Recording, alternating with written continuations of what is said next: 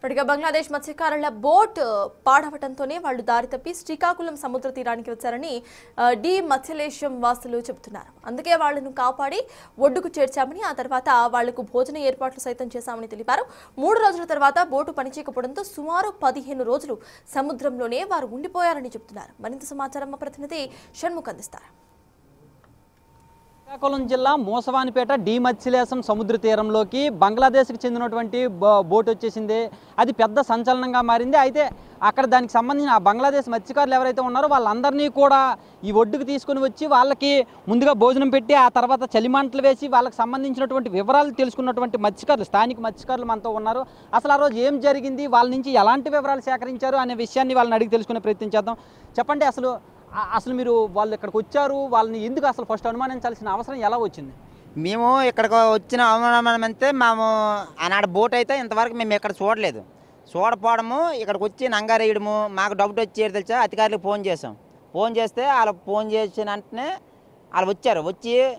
వచ్చిన తర్వాత ఏడు చేశారు అనుకున్నాము. ఈ బోట్ అయితే మనది కాదు, ఇది మన ఇండియాది కాదు, ఇది బంగ్లాదేశ్ బోట్. ఈ బంగ్లాదేశ్ బోట్ కాబట్టి ఆయన అనుమానంతో తెలుసా అధికారులు వెళ్ళవలసిన పని మేమేడు తెలుసా మేము 10 మంది వెళ్ళి తెప్ప మీద వెళ్ళి అంతే మామూలు నాకుకొని వెళ్ళి తీసుకొని వచ్చాం. అంతే 13కి అక్కడికి వెళ్ళిన తర్వాత వాళ్ళు ఏటంటారు అనుకున్నావు. అయితే మాది బంగ్లాదేశ్ ఈయన కనుక వచ్చి 10 రోజులు అవుతుంది. 10 రోజుల నుంచి మాకు 15 రోజులు అవుతుంది. వచ్చిన ఏటకు వచ్చాము, బోట్ ఆగిపోయింది. బోట్ ఆగిపోయి మా మిట్టి వెళ్ళడాక మాకు అవకాశం లేక మిట్టి వెళ్ళాలో తెలియక అనగా వచ్చిన రాషన్ కూడా అయిపోయింది.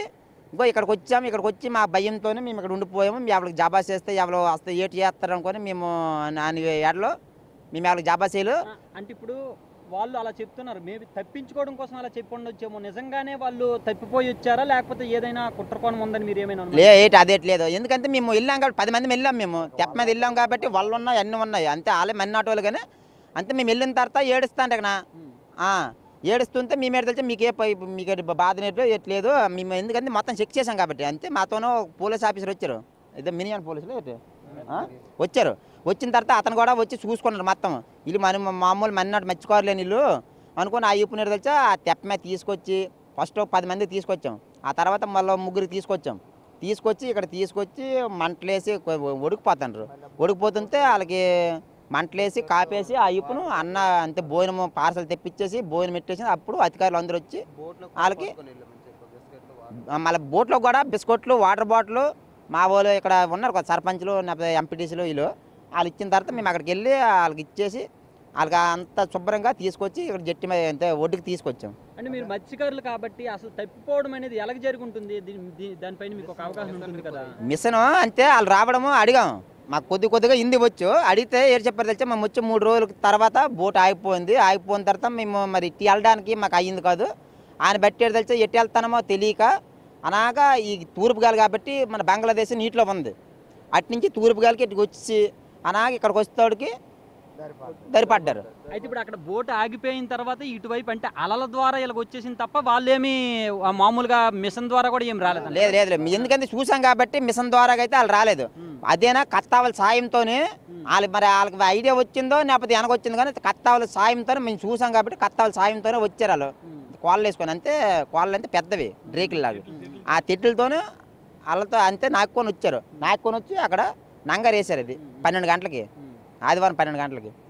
అయితే ఇక్కడ మీరు వాళ్ళకి ఎలాంటి సౌకర్యాలు చేశారు? మొదట ఇక్కడ బాగా చేసాం. మరి చెప్తాను కదా, సౌకర్యాలు అంతే ఇక్కడ తీసుకొచ్చిన అంత శ్రమగా తీసుకొచ్చాం. 10 మంది వెళ్ళాము.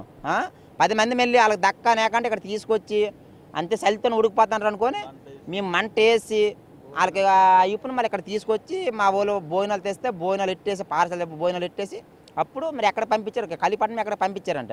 అక్కడి నుంచి మరి ఏటయ్యారో మరి మనకి తెలీదు.